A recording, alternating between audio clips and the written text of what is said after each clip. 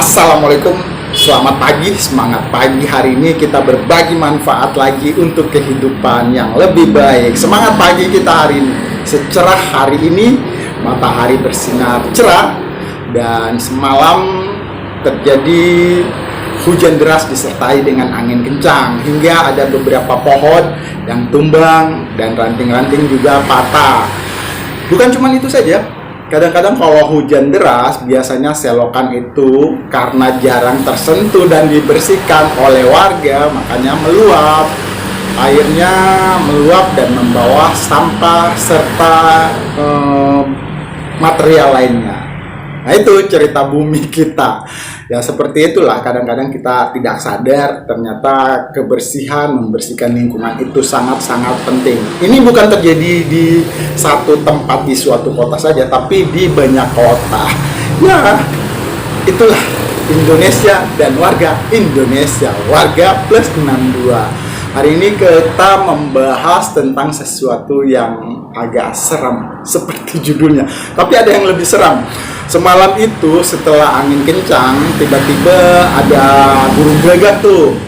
Burung gagak terbang. Kok burung gagak terbang di hujan-hujan? Apa burung gagak pengen mandi hujan ya? Burung gagak itu kan identik dengan burung yang membawa berita kematian. Tapi entahlah, burung gagak ya makhluk hidup juga, ciptaan Tuhan, ciptaan Allah Subhanahu wa Ta'ala. Ya kalau membawa berita-berita itu jangan terlalu percaya lah. Burung gagak itu juga ya sama seperti kita manusia, makhluk hidup. Channel Deddy Sapa Teman, selamat pagi, bersemangat untuk pagi ini.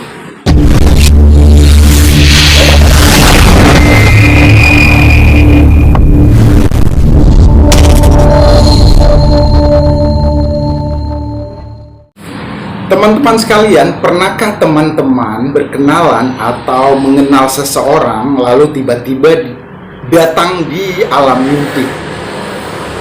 Biasanya bukan mimpi indah, tapi mimpi buruk. Kita ketemu orang, kenalan dengan orang, atau kita mengenal seseorang, sosok yang kita kenal, dan tiba-tiba muncul dalam mimpi kita. Bukankah mimpi itu adalah bunga tidur? Tapi bagaimana kalau mimpi itu menyeramkan? Horor. Enggak, gini, kadang-kadang kalau kita mengenal seseorang terus lagi kita kepikiran lalu terbawa di mimpi. Ya mudah-mudahan mimpi itu menjadi kenyataan kalau mimpi yang baik-baik dan mimpi indah. Tapi kalau mimpinya menyeramkan, kita mengenal seseorang ternyata seseorang itu adalah pembunuh berdarah dingin atau seorang yang memiliki sifat karakter seperti monster dan kanibal, itu kan mimpi buruk. Akhirnya mimpi-mimpi itu kita buang. Nah, hari ini kita membahas kenyataan di dunia nyata. Kita lihat judulnya sedikit horor. Kita akan menyimak cerita bumi. Kita simak dan kita sadur kembali dari channel Cerita Bumi. Kita simak dan semoga ini bukan sesuatu yang menakutkan untuk kita sebagai warga, tapi bisa menjadi pelajaran dan menjadi sesuatu yang bisa kita renungkan dan pertimbangkan untuk kehidupan. Ini dia ulasan dari Cerita Bumi. Gempa Donggala pada September 2018 silam bisa dikatakan sebagai salah satu bencana alam paling dahsyat yang pernah terjadi di Indonesia. Dan mungkin saja termasuk salah satu fenomena katastrofik paling mematikan di dunia pada awal abad ke-21. Bahkan gempa bumi tersebut menciptakan tsunami yang melanda kota Palu. Lebih parahnya lagi, peristiwa tersebut memicu terjadinya likuifaksi di kota Palu. Tapi mungkin kalian warga bumi banyak yang belum tahu bahwa likuifaksi Palu sebenarnya sudah pernah diprediksi jauh sebelum peristiwa tahun 2018 silam.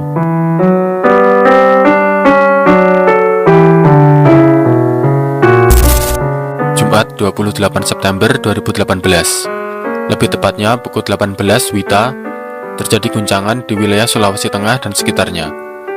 Getaran terasa mulai dari Donggala, Palu, Gorontalo, Poso, Majene, Sorowako, Kendari, Kolaka, Konawe Utara, Bone, Sangkang, Makassar, Goa, dan Toraja, bahkan juga mencapai Kalimantan Utara dan Kalimantan Timur. Guncangan tersebut disebabkan oleh gempa bumi darat yang memiliki kekuatan sebesar 7,4 magnitudo. Pusat gempa bumi atau epicentrum terletak di sekitar Kecamatan Sirenja, Kabupaten Donggala, atau lebih spesifiknya berada di 0,18 derajat lintang selatan dan 119,85 derajat bujur timur.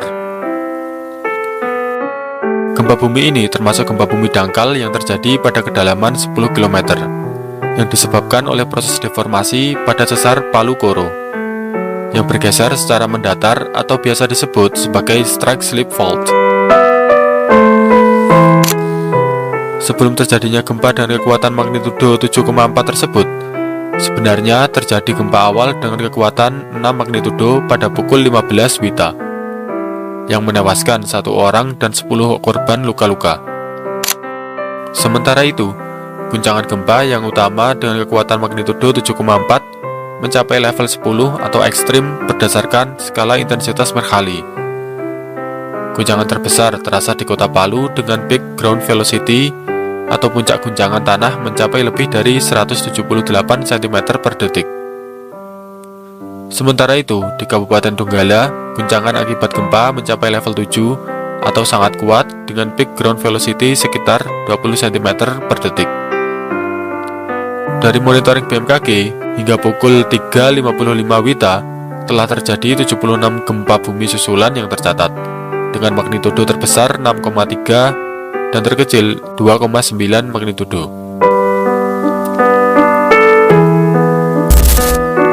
Tak lama setelah guncangan gempa dirasakan, BMKG merilis peringatan dini ancaman tsunami untuk wilayah pesisir pantai Kabupaten Donggala, Kota Palu, dan sebagian pesisir utara Kabupaten Mamuju. Diperkirakan tsunami akan tiba di Kota Palu pukul 18.22 WITA dengan ketinggian di atas 0,5 meter. Tsunami tersebut disebabkan oleh adanya longsoran material sedimen di dalam laut yang bersifat lepas atau tidak kompak. Longsoran sedimen tersebut dipicu goncangan dari gempa bumi akibat deformasi sesar Palu Koro yang bergerak mendatar. Berdasarkan hasil survei BMKG dan saksi mata di lapangan di desa Loli Saluran, ketinggian tsunami yang menimpa desa tersebut mencapai tiang listrik dan pohon kelapa dan mampu mencapai perbukitan setinggi 9 meter. Sementara itu, inundasi atau genangan hanya mencapai jarak 106 meter dari bibir pantai karena terhalang Bukit Loli di sisi barat Teluk Palu. Pasar ikan dan pemukiman yang memanjang sekitar 30 meter di muka pantai juga sudah tenggelam dan hilang terhapus tsunami. Bahkan saksi mata tersebut juga menyaksikan keponakannya yang berusaha menyelamatkan diri dengan lari menaiki bukit. Namun, gelombang tsunami tetap saja bisa mengejar anak tersebut dan menyeretnya hingga hilang dan tertelan tsunami. Selain itu, gelombang tsunami tertinggi terjadi di desa Tondo yang berada di sisi timur Teluk Palu, di mana tinggi gelombang maksimum mencapai 11,3 meter. Sementara untuk jangkauan rayapan gelombang tsunami terjauh atau inundasi tercatat mencapai jarak 468,8 meter dari bibir pantai, atau mencapai di sekitar Hotel Mercure di Lere, Palu Timur. Menurut BMKG, tsunami Palu Donggala pada 28 September 2018 silam terdiri dari setidaknya 3 gelombang dengan selang waktu setelah gempa bumi 1 menit, 5 menit, dan 10 menit.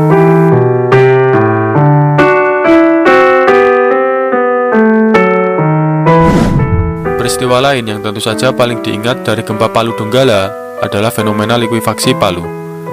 Beberapa saat pasca terjadinya gempa di Donggala dan sekitarnya, secara tiba-tiba di beberapa tempat di kota Palu terjadi likuifaksi. Tanah di sekitar tiba-tiba ambles dan bergerak seperti meleleh dan menyeret mulai dari pepohonan, pemukiman, hingga gedung-gedung di sekitarnya.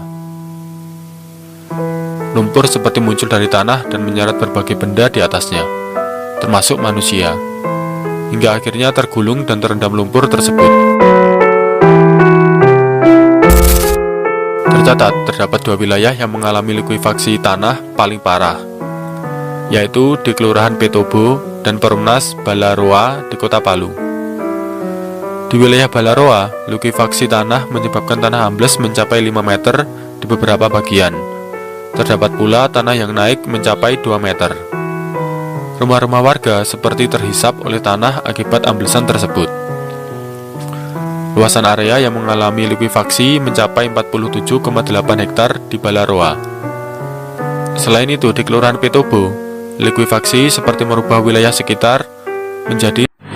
Bila kita mengkaji lebih jauh, kalau menurut pandangan dari sisi agama nih, ini merupakan cobaan dan peringatan, dan kita bisa mengambil pelajaran dari sana.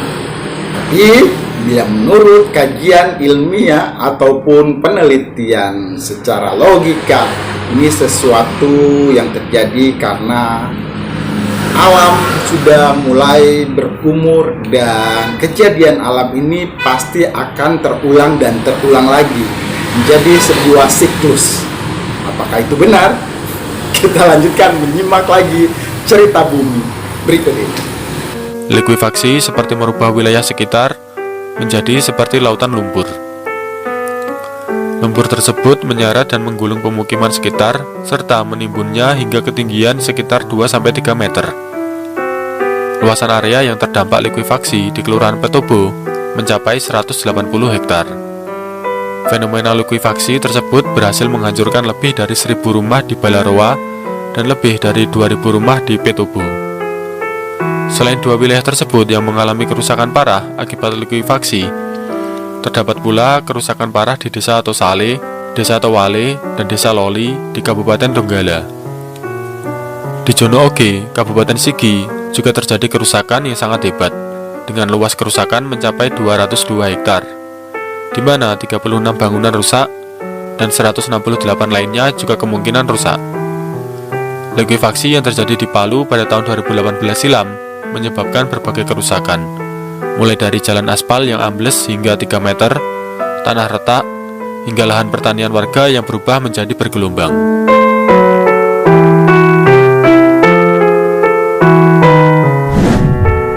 Rangkaian bencana katastrofik pada September tahun 2018 silam menyebabkan kesedihan yang sangat mendalam dan juga menimbulkan rasa trauma bagi masyarakat sekitar.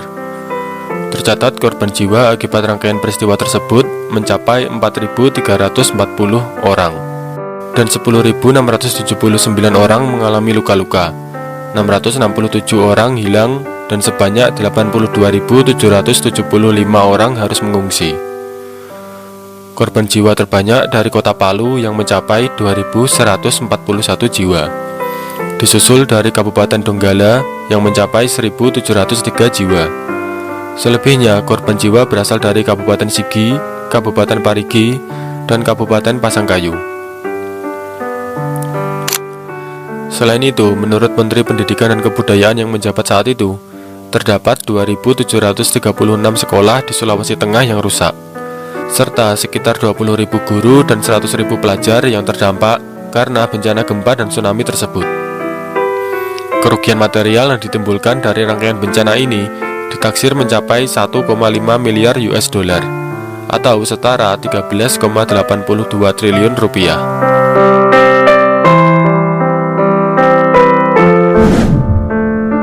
Lalu, mengapa gempa bumi di Palu dapat menciptakan likuifaksi tanah? Padahal di tempat lain di Indonesia kita belum pernah mendengar terjadinya likuifaksi akibat gempa bumi. Mungkin belum banyak yang tahu bahwa sebenarnya kota Palu berada tepat di jalur sesar Palu Koro, di mana jalur sesar Palu Koro memanjang dari bagian utara Sulawesi Selatan mengarah ke utara membelah Provinsi Sulawesi Tengah sampai di Laut Sulawesi. Sesar tersebut merupakan tipe sesar geser atau strike slip fault, di mana sisi timur dari jalur sesar bergerak ke utara, sementara bagian barat bergerak ke arah selatan, sehingga kota Palu juga ikut terbelah secara mendatar, karena berada tepat di jalur sesar Palu Koro. Dan perlu diingat lagi, sesar ini masih aktif, sehingga bisa memicu gempa bumi setiap saat.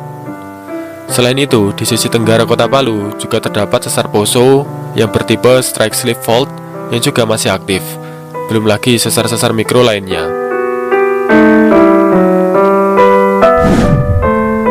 Secara formasi geologi, mayoritas wilayah kota Palu terutama yang menghadap dan di kanan kiri Teluk Palu merupakan endapan aluvial kuarter.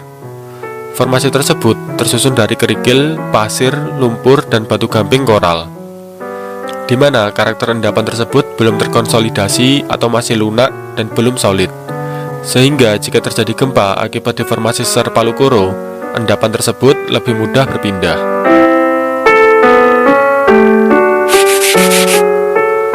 Sebenarnya, likuifaksi yang terjadi di kota Palu sudah pernah diprediksi beberapa tahun sebelumnya. Pada tahun 2012, Risnawi Daningrum dari Badan Geologi, Kementerian Energi dan Sumber Daya Mineral melakukan penyelidikan terkait potensi likuifaksi tanah di daerah kota Palu dan sekitarnya.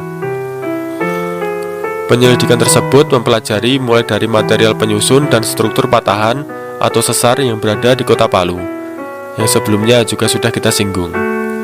Dari penyelidikan tersebut, diketahui pergerakan sesar Palu Koro memiliki kecepatan sekitar 35 mm per tahun, di mana pergerakan sesar tersebutlah yang dapat menyebabkan gempa di kota Palu dan sekitarnya.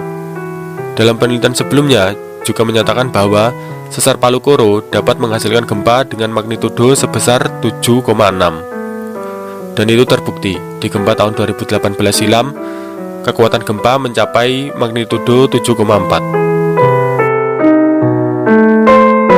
Lebih lanjut, penyelidikan tersebut juga menganalisis kondisi muka air tanah atau MAT di wilayah kota Palu. Diketahui rata-rata kedalaman muka air tanah di kota Palu berada di kisaran kurang dari 12 meter.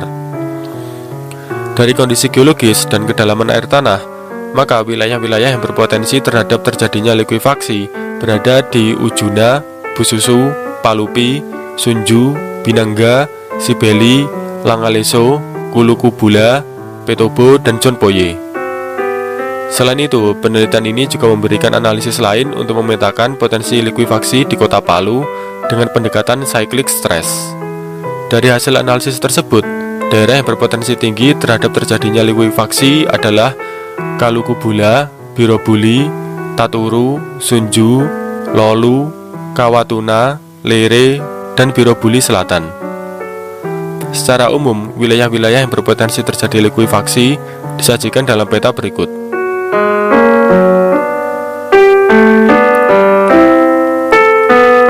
Bagaimana? Apakah ada warga bumi di sini yang tinggal di area tersebut? Untuk itu kita sebagai manusia ciptaan Tuhan, ya lebih tepatnya hamba Allah, jangan pernah kita merasa sombong. Sebesar apa sih kekuasaan, sebesar apa sih kemampuan, sebesar apa kekayaan yang kita miliki, Allah yang memiliki segalanya. Allah Maha Pemberi dan Maha menghilangkan apapun yang dikehendakinya. Jadi inti dari menyimak cerita bumi kali ini, harusnya kita bisa bersahabat dengan alam, menghargai waktu. Menghargai waktu itu bangun pagi-pagi, beres-beres, bersih-bersih, membersihkan lingkungan, dan waktu kita akan lebih banyak dimanfaatkan sekaligus untuk kebaikan kehidupan. Terima kasih sudah menyimak channel Deddy Sapa Teman. Kali ini mudah-mudahan tidak seseram yang kalian bayangkan. Assalamualaikum warahmatullahi wabarakatuh.